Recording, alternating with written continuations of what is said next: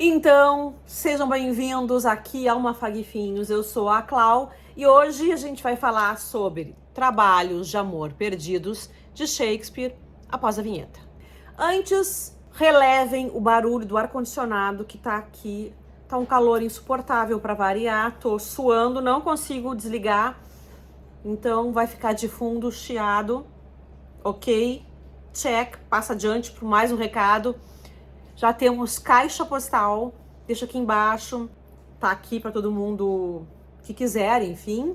Terceiro recado, não esquece de curtir o vídeo, salvar, dar joinha, fazer todas aquelas coisas que você sabe que a gente tem que fazer para ajudar o canal a crescer e espalhar literatura para todo mundo. E, novamente, sou muito grata por isso. E bora lá então conversar sobre esta comédia, uma peça bem pequena, são 5 atos, se eu não estou enganada, mas são 170 e tantas páginas. E o que eu vou te dizer? Para começar, eu estava pesquisando fatos ligados a essa peça e eu me surpreendi de ela ser considerada uma das grandes peças de Shakespeare, já que eu não curti tanto assim, mas ela é considerada acima da curva, inacreditável, muito boa. Ela inicialmente foi escrita para uma reunião de nobres, digamos assim, pelo que eu pude averiguar. Ela não foi escrita com o intuito de ser apresentada ao povo, e sim foi comprada, digamos assim, por uma reunião em especial de nobres. E assim que eu ler a biografia de Shakespeare, a gente pode falar mais sobre isso. Então, ela é mais erudita. A gente percebe que ela é difícil, ela é muito poética, ela faz jogos de palavras do começo ao fim, ela é inteligente e ela foi escrita numa primeira fase lá de Shakespeare, uma das primeiras incursões de Shakespeare na escrita. Então, era para ser entendida como uma peça menor, digamos assim, mas não, ela é considerada uma grande comédia.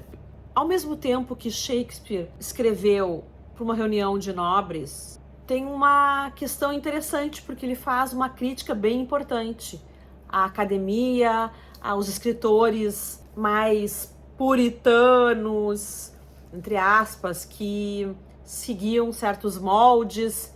Então, ele escreveu para agradar aquele povo que está na reunião, mas os alfinetando ao mesmo tempo. E é engraçado, porque aqui dentro existem personagens que se comunicam uns com os outros, e os mais simples, digamos assim, estão alfinetando os seus lords, os seus senhores, e os seus senhores são mais limitados um que outro aqui, então não entendem essas alfinetadas. Foi o que Shakespeare fez.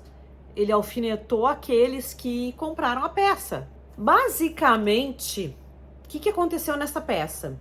É possível que eu dê spoiler a partir daqui, porque é uma peça muito pequenininha. É difícil de resumir sem deixar escapar alguma coisa. Mas, em princípio, temos o rei de Navarra, que está fazendo um pacto com seus nobres amigos, 2, 3 homens, um pacto de passarem 3 anos só estudando, se abstendo de mulheres, se abstendo de festa, se abstendo de qualquer diversão, para estudarem focados, filosofia, estudarem ciências, enfim. Também acho que é uma outra alfinetada nesse momento, porque quem é que abre mão de sua vida para se dedicar única e exclusivamente ao estudo? Acho que devia ter algum tipo de ideia semelhante circulando na época. Posso estar dizendo uma besteira quando digo isso, que acho que também é uma alfinetada? Posso. É só uma sensação.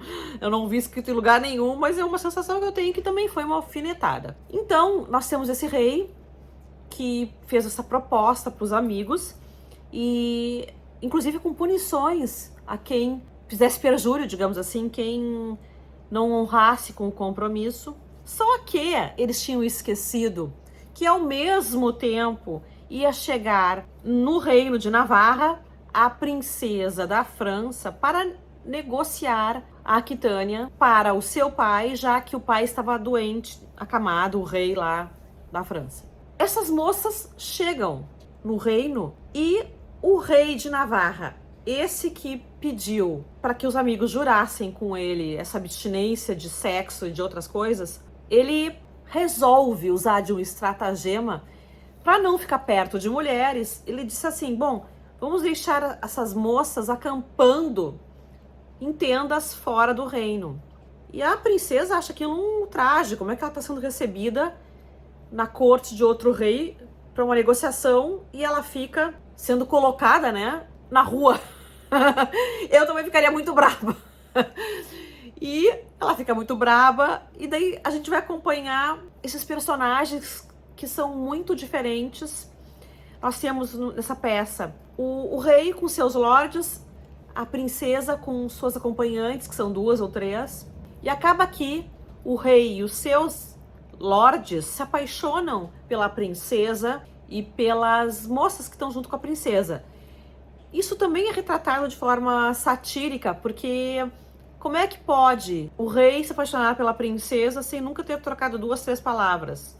Né? O contato foi muito breve. É claro que esses homens do reino de Navarra vão sim cometer perjúrio e vão querer ter contato com essas moças, só que eles vão um a um tentando alguma aproximação, e é muito engraçado. Certas cenas a gente consegue visualizar como se nós estivéssemos no teatro mesmo, e a gente vê a ironia da coisa, porque chega um personagem e começa a falar sozinho e pensar e discursar a respeito de que tá apaixonado, mas olha, tá chegando ali ao longe o fulano, vou me esconder. Esse personagem se esconde e vem o outro homem e diz: meu Deus, o meu rei disse que eu não poderia me apaixonar, mas estou perdidamente apaixonado, então e agora, o que eu faço? E está chegando outro personagem, fulano. Então um a um vai se escondendo, e eu achei que essa passagem tinha um efeito muito cômico. Esses homens do reino de Navarra vão usar de muitos estratagemas para poderem chegar perto dessas mulheres, mas elas são inteligentes, elas são espertas e entendem o que eles estão fazendo.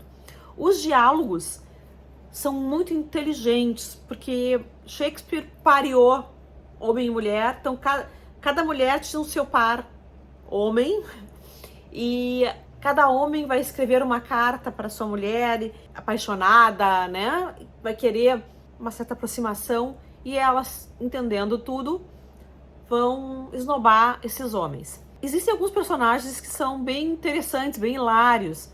Por exemplo, existe um erudito, mas que só fala besteira, só fala bobagem. E o seu pajem, que é um menino muito mais esperto que ele, fala muitas coisas para ridicularizá-lo e ele não entende. Existe também um bobo da corte, que, como todo bobo da corte, falava verdades na cara das pessoas, porque só eles tinham autorização do rei para poder fazer isso, inclusive na cara do rei. E esse bobo da corte não é punido. Existe um erudito que só quer falar em latim. Existem tipos de todos os tipos. Toda peça é um grande jogo de palavras. Toda peça tem duplo sentido.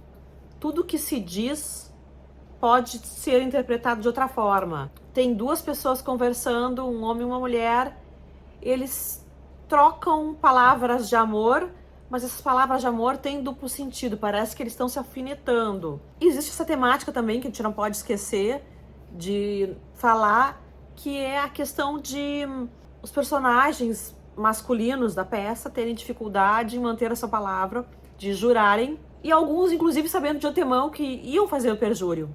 Em resumo, é isso. Tá aqui lido Shakespeare esse ano.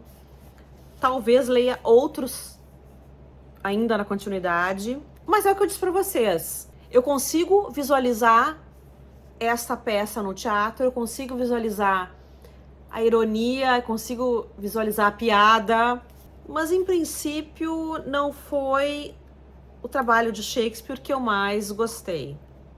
Até agora, né? Dentre aqueles que eu já li. Não tem, eu acho, nenhuma peça de Shakespeare aqui no canal, porque eu li muito jovenzinha.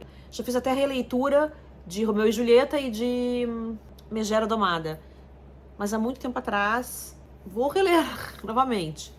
Aguardem também a leitura da biografia de Shakespeare, que eu já estou fazendo, e dela virá uma resenha que eu acredito que possa complementar nossas leituras do Bardo. E é isso. Te vejo num próximo vídeo. Obrigada por estarem comigo até agora. Não esqueçam de deixar nos comentários se já leram ou não leram Shakespeare, se tem alguma coisa a complementar, os meus conhecimentos parcos sobre o escritor, sobre a peça. Beijos, me liga.